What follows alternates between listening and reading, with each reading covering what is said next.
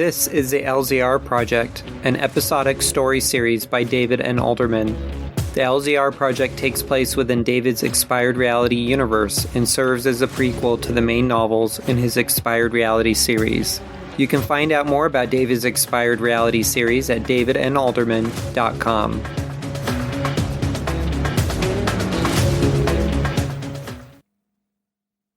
Episode number 29.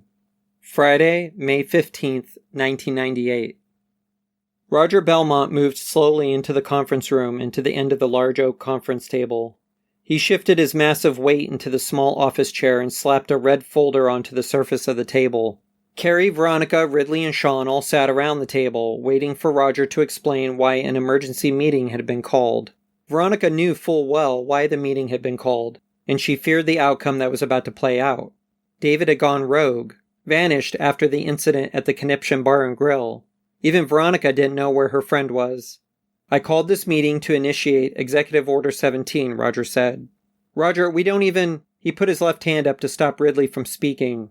I am running this meeting right now. Keep your mouth shut until I am done speaking. Please.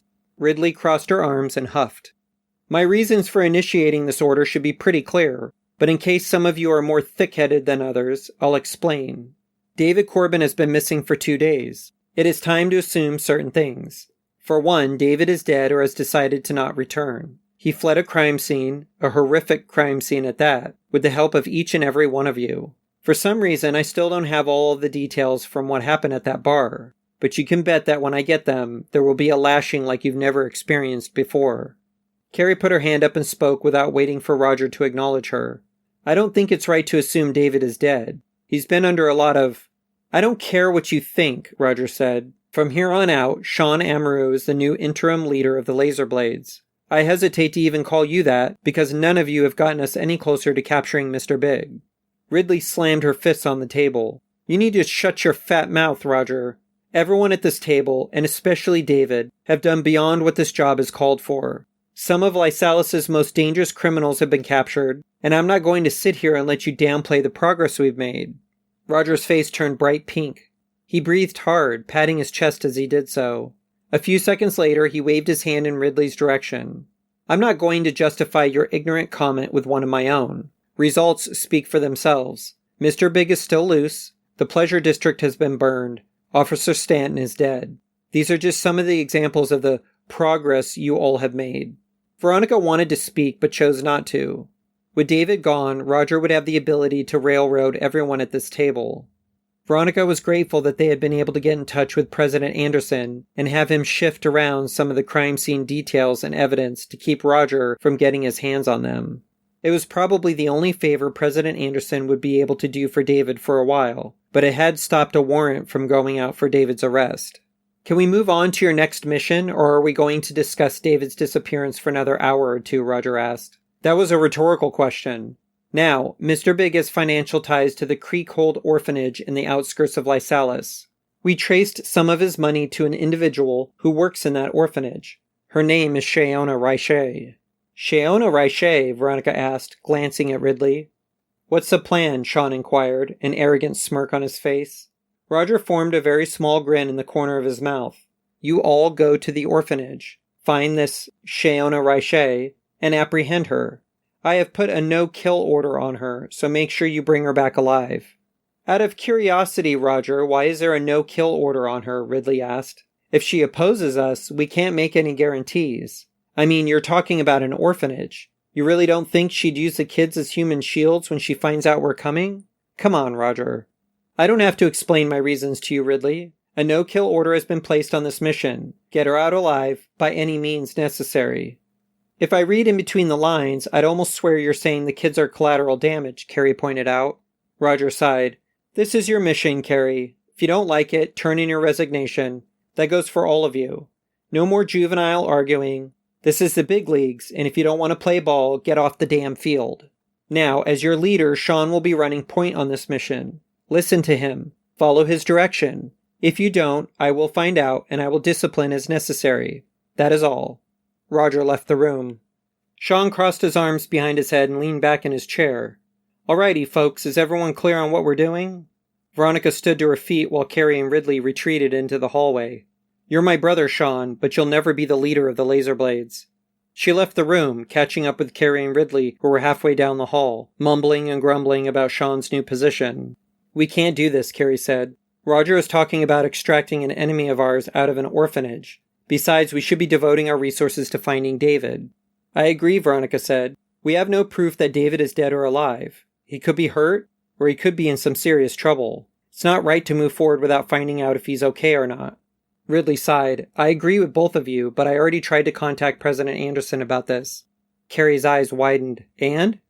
He's out of town for the next few days. I just missed him, and nobody will allow me to get through to him on his personal number. Whatever he's doing, wherever he is at, he doesn't want anyone else to know. Sean entered the hallway carrying the red folder. Guys, let's get loaded up. You really think you can just usurp David's position as our leader? Carrie growled. Really, Sean? Sean smirked. David could be dead. There's a very real possibility of that. If he's not, then he should be here. Either way, I've been put in charge, and I say you get into the armory and load up. Carrie crossed her arms. I won't be talked to that way. Not by Roger, and especially not by you. I'm not playing games here, guys. If you think for 1 second that I'm happy that David is gone, I'm not. I liked him. I really did. But he's missing. Did he flee? Did he get hurt or killed?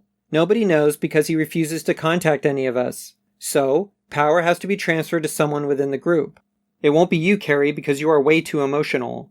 It won't be you, Ridley, because you aren't technically one of the Lazerblades. And it won't be you, he said, turning to his sister, because of your romantic feelings toward David.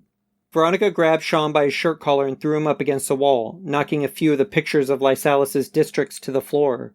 Our best friend is missing. Do you understand that? David is gone. We need to find him. We need to make sure he's okay. How can we do anything else until he's found?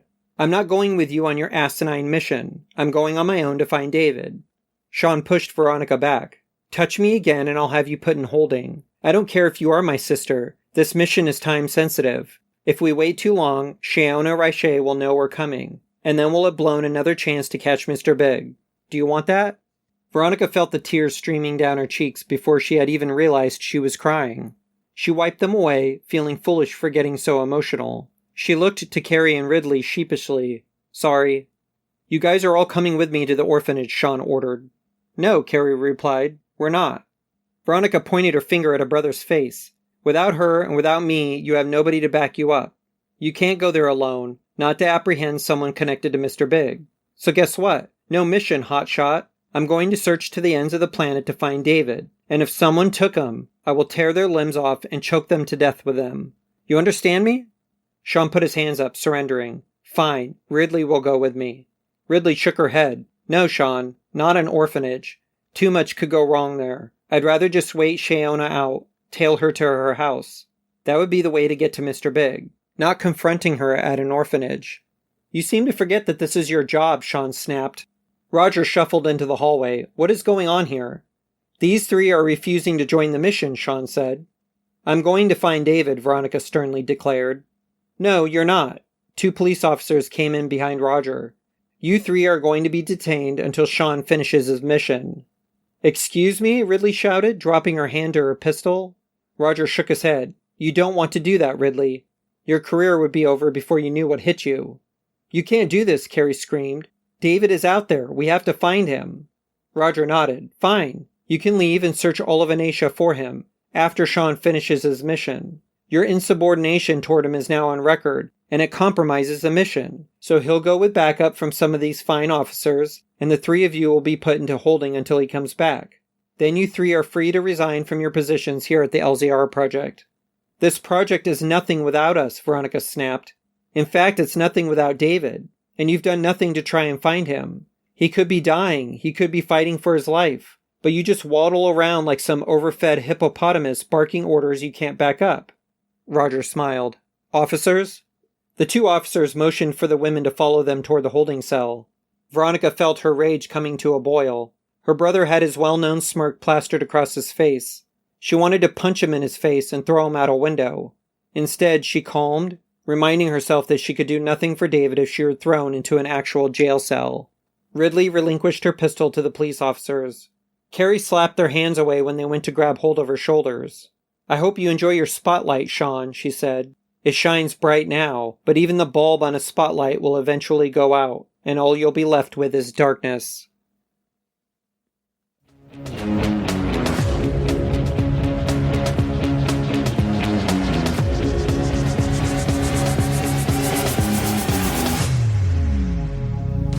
Thank you for listening to the LZR Project. If you are interested in reading more of David's Expired Reality series, please check out the author's webpage at davidnalderman.com.